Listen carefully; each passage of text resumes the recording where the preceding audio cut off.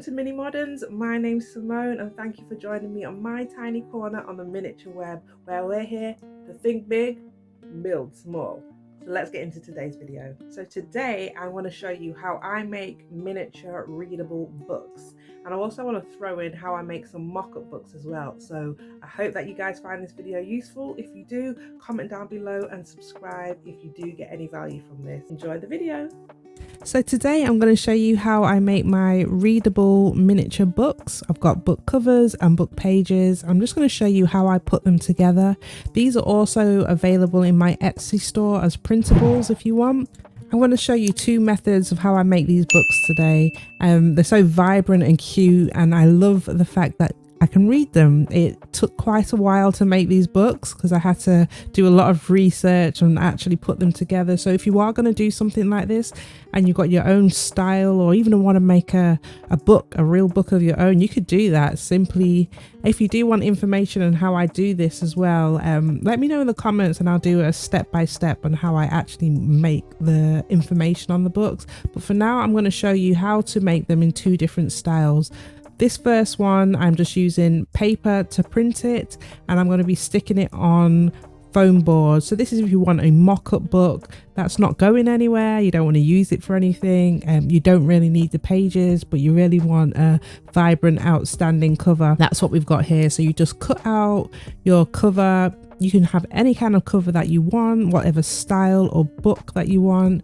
Just cut it out to the measurements of your choice. These ones are 1 inch by 1 inch. And all we're going to do here is simply stick it onto foam board. You could use foam board, cardboard, a stack of paper, whatever you like. This is like the really simple method of doing it. So you find a nice good piece of the foam board that you want to stick your cover on.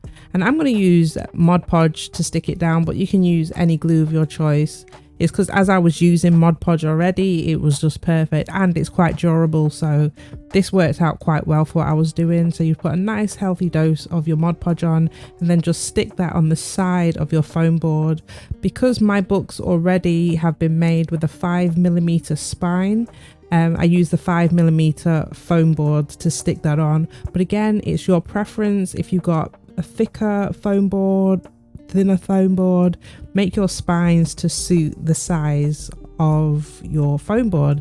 So that's literally as simple as that. You stick that on, wait for it to dry, and voila.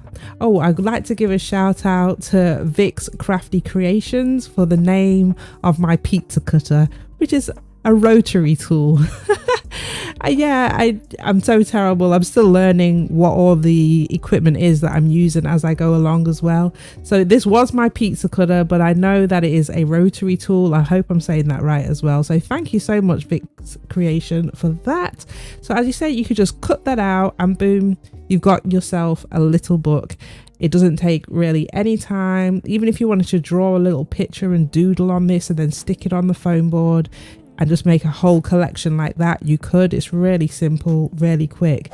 And also, when you're using the foam board, a good thing to neaten up as well is just get a simple nail file and just neaten around the edges just to clean it up a bit. It just, you know, sometimes you can miss some little pieces, but it just makes it look really nice if you want to just clean up the edges of your book and just have everything aligned. And it just gives it that nice, authentic look, I think, personally. There you go. But I'm going to show you the second method, which is going to be using the cardstock and pages. This one is going to take a little bit more time, a little bit more precision, and this is if you want something a bit more interactive in your miniature dollhouse, room box, whatever you're using your books for. But as I said, me personally, I like interactive. A lot of the stuff we're going to be doing on my channel is removable, usable things. You've heard me say it before in a previous video, and that's what we're aiming for. And I'm going to put a little bit of the Mod Podge on my front cover just to give it an extra gloss and more realistic feel. And when you are making books, for me, I do love reading and I love collections. So when I'm reading something, even if it's a novel, I'll try to get the whole collection of that novel or the author of that book. So you can really get creative when you're making books and make them as cool as you like. As I said, these bird books, I had so much fun making them. I did have to do a lot of research when it came to the ones with the pages. I'm not gonna lie, that was a lot of research. But you can see now we've got the nice glossy finish, and I did it on both of them. But now I'm going to show you how we make the second style. Again, we're going to cut out our pages. This time I'm going to be using some cardstock, just white cardstock. Depending on your printer quality will determine how it comes out for you. These have been printed on, I'm using the PDF file, but in my Etsy store it is available on PDF and JPEG if you did want to get any of these yourself. So again, now we're just going to fold the spine. We didn't really have to do that before because the spine kind of just wrapped around the foam board, but now we're just going to fold the spine and just get it nice and sharp, ready to get those pages put in there. It's just like so simple, and with the cardstock it's a lot firmer as well. Yeah, so you definitely want to get your edges nice and sharp. It just makes for a cleaner looking book at the finish. So now that we've got the cover done, I'm going to use paper for my pages. You can do all of this on cardstock if you like. This is just showing I've got the cardstock for the cover and I'm going to use paper for the actual pages. Hope that makes sense. But before we get started, I'm going to use the Mod Podge just like we did on the first cover, just the same way, just paint that on. And also I'm going to do another set of pages and covers that is going to require Mod Podge, because the Mod Podge takes, I would say, 24 hours to settle properly on book pages. I've got a set of books which is Bird Names, which is more of an illustration book. So you really want to see your pictures, and the Mod Podge gloss really brings the pictures out, but it needs a lot of drying time because you don't want the pages sticking together. I mean, it dries quickly, but it's still got that tacky effect. So I would suggest, if you're using Mod Podge for any of your pages, leave it for 24 hours. That is something that I am learning in miniatures, is that time, patience is really required. For gluing and painting, that's where a lot of my time goes. So I know that I'm going to be doing these books in the future, so I just wanted to put Mod Podge on in advance, so when I come to actually putting the books together, I shouldn't run into any problems with them sticking together. So that's just a word of advice if you wanted to have any kind of glossy or matte pages. I've not tried matte. That might be something that I need, but then that will be going in my spending log because I haven't got matte gloss, a matte Mod Podge. But you can see how really nice that looks. I'm going to leave the rest of them plain pages, but the gloss on those pictures, it really helps them pop. So when I'm ready to do that, I can come back to it and I shouldn't have any tacky sticky pages because they'll be 100% dry. But here is an example of what can happen when you're too hasty. I tried to close the book before. It had dried for at least half an hour to an hour, but it just wasn't enough. The tackiness was still there. But this is what you want it to look like. Just let it dry for as long as possible with the pages open, and then when you're ready to close it, you're not going to have the effect that I showed earlier. Now you can see that this cover here has dried and it looks really nice already. It feels firm because it's the cardstock, and we've got the Mod Podge on top. Everything is really clear and you can read it. I've tried to print these out so when you're physically holding them, you can actually read and see what you're reading. So now we're just going to go ahead and cut these pages, and you can use scissors or however you would normally cut them, but I've decided I want to use my rotary cutter. I just like the fact that it's just like one clean swipe and it's done. You still have to go in and clean up some of the edges, but as long as you've got your ruler, you're just lining up and you pretty much just give it a nice little swipe, and then you've got your paper cut. So cut your paper or your pages however you choose, and then I'll show you how we're going to actually put these together. You see that? It's pretty just like a swipe and we're done. And we do that again with the second piece. We just get your ruler lined up and just get it as lined, as neat as possible, and then you just give it a nice little swipe with the rotary cutter. I hope I'm saying it right. I think it's rotary cutter, yeah. And there you have it. That part's just not on. I'll just give that a little boom, and then we're good. I think it's a bit quicker than the scissors, to be fair, but I don't know, it's preference really. Then you could just neaten up the edges, and then we're going to get ready to fold these pages and stick them together. I'm going to show you how we do that. So now we've got both of the strips of paper cut and ready to go. Make sure everything's facing the right direction, and then we're going to put these together. If you fold each section, I'm going to show you how we do that before we get any further. So you just want to, I've got the lines already on the pages here, and you want them as equal as possible. So if you are doing this from scratch by yourself, just make sure when you're folding the lines that the pages fold nice and neatly together. I've actually made these so that the first page is going to be on the cover of the books. So I want to make sure that they will stick on the cover of the books and how it will look. So this book is, I think it's the world's 8 fastest birds. So I would want that on the inside cover. So then from there, I can work out how to make the rest of my folds. And you just keep on folding really tight, making sure that you use the lines that are already there.